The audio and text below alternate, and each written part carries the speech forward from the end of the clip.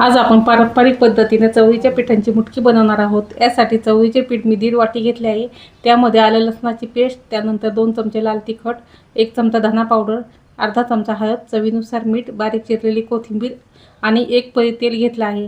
आता थोडे थोडे पाणी घेऊन पीठ एकदम घट्ट मळायचे आहे। त्यानंतर हाताला तेल लावून पीठ छान असं मळून घ्यायचे। त्यानंतर हाताला तेल लावून पिठाचे बारीक बारीक गोळे करून अशा पद्धतीने मुटके तयार करून घ्यायचे आहेत।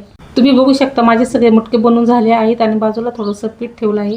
गॅसवर कढई ठेवून त्यात 2 पळ्या तेल ओतून जिरे, मोहरी, 1 चमचा लाल तिखट, हळद, चवीनुसार मीठ, लसूण घालून आपण व्यवस्थित असं परतून घ्यायचं आहे। परतून झाल्यानंतर त्यात 2 ग्लास पाणी ओतून घ्यायचे। त्यानंतर पाण्याला चांगली उकळी येऊ द्यायची आहे आणि उकळी आल्यानंतर त्यात मुटके घालायचे आहे। आपण जे पीठ ठेवले ते एका वाटीत पाणी घेऊन छान असं मिक्स करून घ्यायचं आहे। मुटक्याला चांगली उकळी आल्यानंतरच ते पाणी त्यात ओतायचं आहे। मुटके चांगले शिजू द्यायचे आहे आणि शिजले की त्यात कोथिंबीर घालून गॅस बंद करून घ्यायचा आहे। तयार आहे आपले मुटके।